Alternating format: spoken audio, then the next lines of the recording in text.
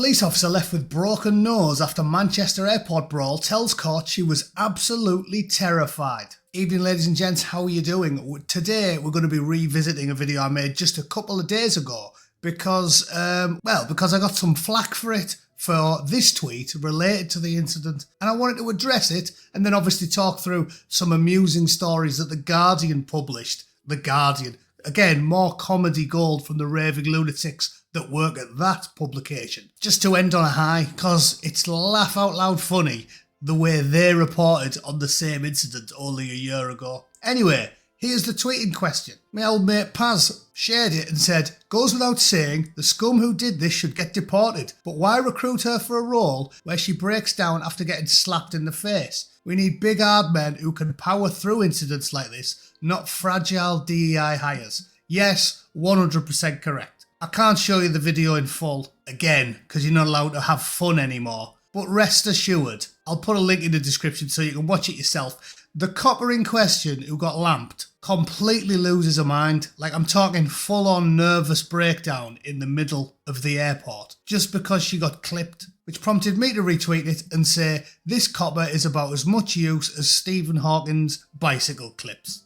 And in response to this perfectly reasonable critique, I got a little bit of flack. Gaz68 said to me, "There are many big hard men who would not react well to a punch in the face. Do we really expect our officers to be ready for this kind of crap? I wonder how you would react if it was your daughter. Show some compassion and focus your attention on the perpetrators." Now, I don't totally disagree with Gaz there. That is a decent point. Of course, you should show some compassion for a woman who gets a bat. Alright? But in my defence, I'd say that it's very simple for me to hold two positions at the same time. Total scorn for the policewoman, outright hatred for the perpetrator.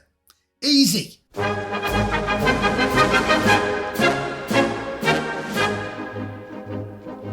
Alright, and Burgess Park already also had a pop. He said, "Let's have a go at the officer who shouldn't have to face this abuse and ignore the scum who punched her. You got this one wrong, mate." Again, similar response. They're not mutually exclusive, are they? I can slag off the copper and I can also advocate 20,000 volts on the electric lazy boy for the criminal. Everybody wins. I'm not having a pop at someone who enjoys my content, but to Mr. Burgess Park, seriously, saying an officer shouldn't have to face this abuse is like saying the blokes who get paid to clean the sewage system in London shouldn't have to chisel johnnies off the walls. It's part of the job. I've heard coppers, female police officers obviously, on television saying, "I shouldn't have to deal with abuse." Yeah, you should. You should. It's part of the job. It's like working for Burger King and complaining about flipping burgers. Or firemen saying, "Whoa, I didn't become a fireman, so I had to deal with heat." Yeah, you did. The problem here is this ridiculous notion, equity. Basically, communism, where they said, "Oh, we have to have 50-50. The police force has to be exactly 50% women." It doesn't have to be. It only has to be if you're a brain-dead communist and you think that's how the world works. In reality, everybody knows this. Common sense says the police should take the best people for the job. And because there are a lot of competent women out there, you'd probably end up with about 80% of the force being male and 20% of the force being female. And the 20% would be competent, skillful and suited for the job, because we'd weed out the ones who weren't. And then you'd have enough women to deal with stopping and searching women or the compassionate stuff that women are so much better than men at. But the majority of any police force should be male. And anyone who thinks otherwise is completely brain dead. And doing it with the fire department and the police force and the military will kill people. It's not hyperbolic in any way to say that DEI kills. And I'm sure Burgess Park agrees with me and all the others who were having a pop, saying, "What would you do if it was your daughter?" All right, what would you do if your fat old dad, 300 pounds, is at the top of a burning building and the people at the bottom who need to climb a ladder to get to him, to pull him out the window and bring him down safely? And out of them, you've got 3 short-arsed £150 women. Who's going to do it? The training bleed in the Royal Marines is famously high. You start with about 80 people and by the end of it, you've got 10. So you know you're getting the best person for the job. The training bleed for the police is a joke. If 80 little fat dwarfs walk into the police academy, 79 little fat dwarfs walk out of it with a badge. The police are an embarrassment. That's just the way of it. So I see where you're coming from. It looks like I lack compassion. I don't. But that woman shouldn't be a copper. And there's fit, mentally robust women out there who should be coppers, and they would agree with me. Because they're going to cringe with embarrassment that the public are going to start seeing these wet, limp-wristed crybabies. And the public's going to see them and start judging the capable women alongside the useless ones. So I dare say competent, capable police women would agree with me as well. Get rid of the diversity hires. Easy. Right, now that's dealt with, I just want to show you some stories The Guardian wrote about it at the time, because it's sickening and hilarious. Look how good this one is. This is The Guardian, obviously. You can tell by the mewling, pro-criminal way that it's written, can't you? So there's a picture of the heartfelt pleas from the oily lawyer that's about as sincere as a catty woman, you know, saying, "Oh, I'm really sorry. I love your dress. I wish I had the confidence to go outside wearing that." It says, Ahmed Yaqub claims Mighty Moore is a victim of police brutality after video shows arrest at airport after he's just windmilled on 2 police women and a policeman. Come on, Guardian, tell us how we should feel sorry for the scum. A teenager who was kicked in the face by an armed police officer while lying prone on the ground is traumatised and receiving hospital treatment after the barbaric assault. Ahmed said Mighty Moore was a victim of police brutality. Speaking outside Rochdale Police Station, Yaqub said Fahia and his family were traumatised and scared of the police and scared to come outside the house. He claimed Fahia was fighting for his life. Fighting for his life after getting kicked once. Yeah, cheers then. And his health had worsened since last night. There is nothing wrong with him. He's a criminal, and criminals lie. They lie like a Chinese Rolex. They lie like the Prime Minister in PMQs. They lie like a BBC journalist on Question Time, claiming that child welfare is paramount to the BBC and all of their employees. At the same time that Jimmy Savile's fingering a 12-year-old in the broom closet behind him. These people do nothing but lie. The criminals, that's what they do. But The Guardian, through the entirety of this story, is just, the poor criminals. He only punched a few women in the face and headbutted an innocent bloke in a Starbucks, which is what led to the altercation in the first place. Of course we should feel sorry for him. And the write-up on this one is even worse. Fears Rochdale could boil over as outsiders stir division. So the real problem during all this is not the Puma trackies assaulting people and then assaulting policemen and then beating the piss out of policewomen in an airport where if someone like me did something like that, I'd get 25 rounds in the face off an armed copper. No, the problem is the outsiders stirring division. Unbelievable. Can you believe they even write it? Josh Halliday, he's going on the list. As I said, any pretense to centrism has to die now, hasn't it? We have to do what they do. There's a war on. They'd only stick 10 million of us in the gulags. So Josh Halliday definitely needs some state re-education when common sense returns. I'd have him reading Thatcher's biography with matchsticks under his eyeballs and writing lines so that 6 months later he'd have a Spectator subscription and a 2-foot Thatcher tattoo on his back. I'll just read you a couple of paragraphs because it's hilarious. Friday prayers are often seen as the most important event in the weekly calendar for Alan's lads, but in Rochdale last week they were more vital than usual. 3 days on from the video that shocked the world. Yeah, because you only showed a tiny little bit of the video with a copper who'd just been assaulted, defended himself with one kick, and you skipped the criminal scum headbutting the guy in the Starbucks, the criminal scum breaking a policewoman's nose, the criminal scum uppercutting another policewoman, and the criminal scum brawling with the armed police. And all of them were afraid to shoot him because they didn't want to be accused of being racist. Just like the bloke who blew up Manchester Arena and scattered all them little women and kids and little girls up against the walls.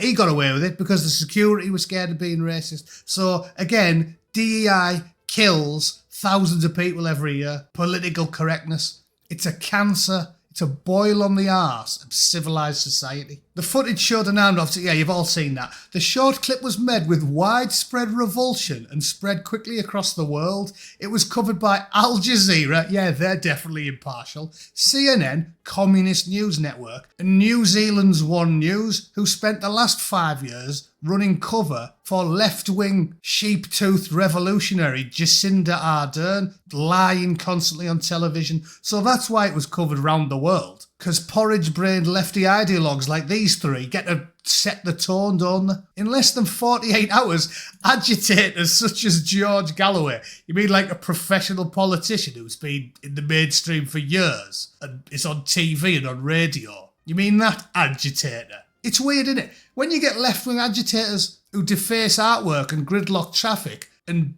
vandalise RAF planes, they don't really get called agitators by The Guardian, do they? In fact, they never once referred to the bloke who windmilled on a policewoman as an agitator, did they? But George Galloway is one, yeah, and Tony Romo. And then more elected MPs, yeah, agitators, if you disagree with The Guardian. Lee Anderson said he'd give a medal to the officer, who now faces criminal charges for assault. Ha! Lee Anderson said he'd give him a medal because Lee Anderson, unlike The Guardian readers and The Guardian writers, is in tune with 80% of the population. Because I dare say 80% of people with eyeballs in the UK would say the exact same thing. He should get a medal and not a criminal charge. And that sentence there is what I want to focus on to finish up. Because Sky News reported this, and there's a lot of coppers whinging about the public, as usual, having a pop at me. I wasn't even there.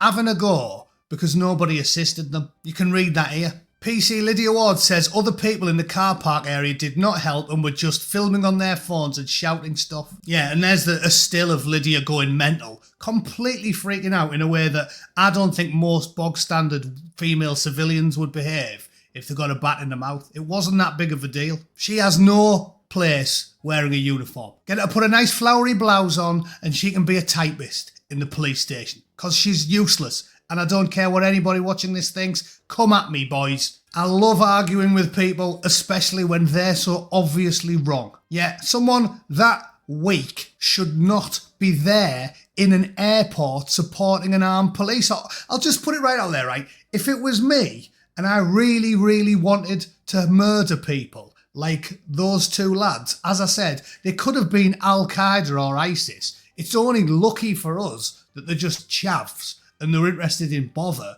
and not mass murder. Because if that was any competent, trained fighter with one partially sighted copper and two female dwarves who melt down when they get one punch, it would have been trivially simplistic for me to take the Glock off the partially sighted male copper after chinning the two female coppers, get his firearm, and then do the obvious in the airport lounge. Which to a bloke who supports the Taliban, it'd be like being in some sort of Middle Eastern theme park, skipping gaily through the terminals, emptying magazines into old women's faces. That's what would have happened. So if you want to tell me with a straight face that people like that should be working alongside armed officers in airports, I'm sorry, you're just wrong. And it shouldn't take 15 people shot to death in an English airport for you to realise it. Anyway, to sum up, that sentence there, people in the car park area did not help and were just filming on their phones and shouting stuff. Yeah.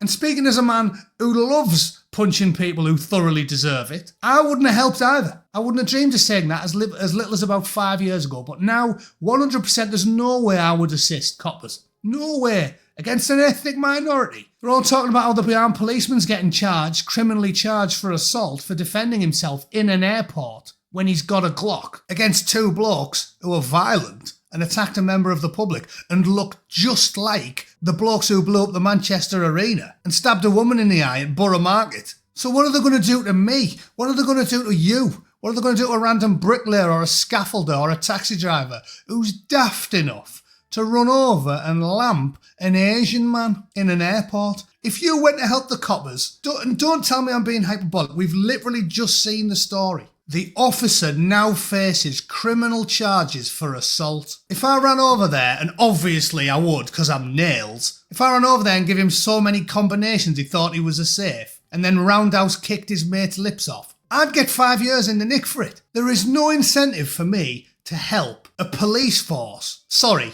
you're not allowed to say that now, are you? It sounds mean. The police service. There's no incentive at all for me to help them. A hostile police service that seems at every turn to aid and abet the diddlers and the terrorists, and goes to the Golden Bell End churches and says, and I'm quoting here, "Leave your weapons inside, lads. We don't want you to get in trouble." Do you remember that one? Police liaison officer tells a group of Alan's boys, if you have any weapons, just leave them under the Golden Bell End church.